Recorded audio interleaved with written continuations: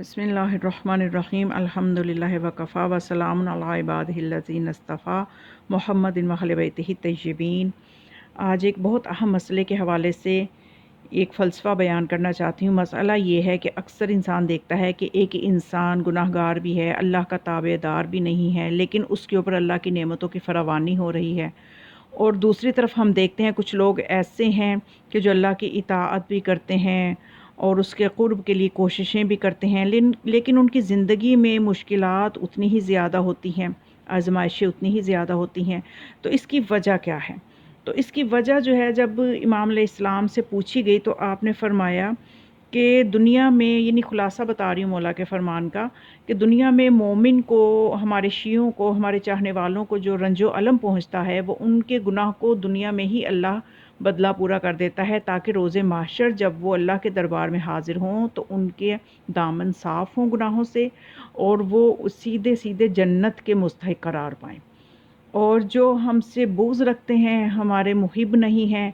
تو ان کو ان کی نیکیوں کی وجہ سے، کیونکہ ان کی نیکیاں اور ان کی اطاعتیں اتنی پائیدار نہیں ہوتی، کیونکہ ان میں خلوص نہیں ہوتا، ان میں ولایت کا نور نہیں ہوتا ان کے اعمال میں، تو جس کی وجہ سے خدا ان کی نیکیوں کی وجہ سے ان کو دنیا میں ہی آسائشیں دے دیتا ہے، تاکہ ان کا دنیا میں ہی بدلہ پورا ہو جائے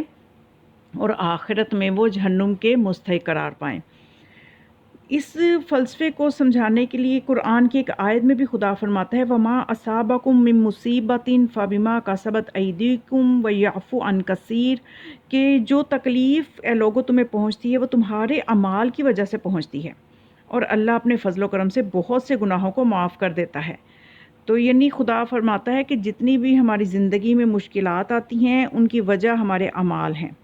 خدا کی طرف سے ہمیشہ خیر ہی ہوتی ہے۔ اس کو ایک واقعہ کے ذریعے بھی سمجھا جا سکتا ہے کہ حضرت صلی اللہ علیہ وآلہ وسلم نے فرمایا کہ زمانے سابق میں دو شخص تھے، ایک مومن تھا اور خدا کا تابع دار تھا، دوسرا جو تھا وہ کافر تھا، جو کہ اولیاء اللہ کا دشمن تھا اور دشمنان خدا میں اس کا شمار ہوتا تھا۔ اور یہ دونوں شخص جو تھے حکمران تھے، بہت بڑی سلطنتوں پر بادشاہت کر رہے تھے۔ تو ایک مرتبہ جو بادشاہ جو کہ کافر تھا بیمار ہوا، اور اس کی غذا ایک ایسی مچھلی تھی کہ جس مچھلی کا اس موسم میں ملنا ناممکن تھا۔ اور تو جب حکماء نے اس کی بیماری کی یہ دوا تجویز کی کہ اگر یہ وہ مچھلی کھا لے گا یہ بادشاہ، تو یہ جو کافر بادشاہ جب تک وہ مچھلی نہیں کھائے گا یہ ٹھیک نہیں ہوگا، تو اس کو چاہیے کہ کسی کو اپنا نائب بنا دے، اب اس کی زندگی جو ہے وہ چند دن ہی باقی ہے۔ تو پھر ہوا یہ کہ اللہ نے ایک فرشتے کو حکم دیا کہ مچھلی کو گہرے دریا سے ایسی جگہ پہ لے آئے کہ جہاں پہ اس کا شکار آسان ہو۔ تو ایسا ہی ہوا، اس مچھلی کو شکار کیا گیا، بادشاہ کو کھلائی اور اس کو اپنے مرض سے شفا یابی ہو گئی، تو اور اس نے کئی سال اور حکومت کی۔ تو اسی طرح سے جو دوسرا جو مومن تھا، جو حکمران تھا اور اللہ سے محبت کرتا تھا، ایک مرتبہ وہ بھی اسی بیماری میں مبتلا ہو گیا، اور وہ ایسے زمانے میں اس کو یہ بیماری لگی کہ تب وہ مچھلیاں بالکل کنارے پر ہی ہوا کرتی تھیں، لیکن جو ہی حکماء نے، طبیبوں نے اس کو بطور دوا تجویز کیا، تو خدا نے اسی فرشتے کو حکم دیا کہ اس قسم کی مچھلیوں کو کنارے سے لے جا کر گہرے پانی میں پہنچا دے تاکہ شکار ہی نہ ہو سکے۔ لہٰذا ایسا ہی ہوا، اور اس مومن بادشاہ نے جو ہے اس کو اس طرح کی دوا نہ مل سکی، وہ مچھلی نہ مل سکی، تو وہ جو تھا دنیا سے رخصت ہو گیا۔ اور اس عجیب واقعہ کو دیکھ کر ملائکہ آسمان نے جو ہے بہت اللہ تعالیٰ سے بہت تعجب کے ساتھ یہ سوال کیا کہ یا اللہ، آخر ایسا کیا ہوا کہ ایک فتنہ و فساد میں پڑنے والا کافر حکمران جو ہے اس کے لیے تو نے اس مشکل امر کو آسان کر دیا، اور ایک مومن بادشاہ کے لیے آسان امر کو مشکل کر دیا، یہاں تک کہ وہ صحت مند نہ ہو سکا۔ اس کی وجہ کیا ہے؟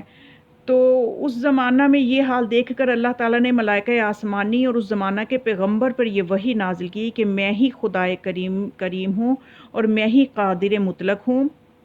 اور بخشش کرنے سے مجھے کوئی نقصان نہیں پہنچتا، اور بخشش نہ کرنے سے مجھے کوئی نفع نہیں ملتا، میں کسی پر ذرا بھر بھی ظلم و ستم نہیں کرتا۔ سنو، میں نے اس کافر پر تو غیر موسم میں مچھلی کا پکڑنا اس لیے آسان کیا کہ اس کی ایک نیکی کا جو اس نے کی تھی اس کو عوض دینا تھا، اور وہ مجھ پر حق تھا، کیونکہ میں کسی کی نیکی کو باطل نہیں کرتا، ضائع نہیں کرتا، اور یہ اس لیے کیا کہ جب وہ میدان محشر میں آئے تو اس کے نامہ اعمال میں کوئی نیکی باقی نہ رہے، دنیا میں ہی اس کا اجر پورا کر دیا اور اپنے کفر کے عوض داخل جہنم ہو جائے۔ اور اسی مچھلی کو میں نے مچھلیوں کو عابد بادشاہ کے لیے اس کی ایک خطا کی وجہ سے جو اسے سرزد ہوئی تھی اس سے دور کر دیا، تاکہ اس کی خواہش کو روکنے اور اس کے دوا نہ ملنے کے سبب اس کی اس خطا سے اس کو پاک کر دوں اور وہ میرے دربار میں بے گناہ ہو کے حاضر ہو اور سیدھا بہشت میں جا سکے۔ تو یہی بات ہے کہ ایک مولا بھی بتاتے ہیں کہ یعنی ہمیں بعض اوقات جو مشکلات زندگی میں آتی ہیں وہ ہمارے گناہوں کی وجہ سے آتی ہیں، اور وہ ایک طرح سے ہمارے لیے نعمت ہے کہ ہمارے گناہوں کی ہمیں دنیا میں ہی پاداش کے طور پہ وہ جو سزائیں ہیں وہ ملتی ہیں، جس کی وجہ سے ہمیں آخرت میں ہمارے لیے بہت آسانی ہے جو ہمیشہ کی رہنے والی زندگی ہے۔ تو خداوند متعال ہمیں اپنی مصلحت اور مشیت پر راضی رہنے کی توفیق عطا فرمائے۔ والسلام علیکم ورحمۃ اللہ وبرکاتہ۔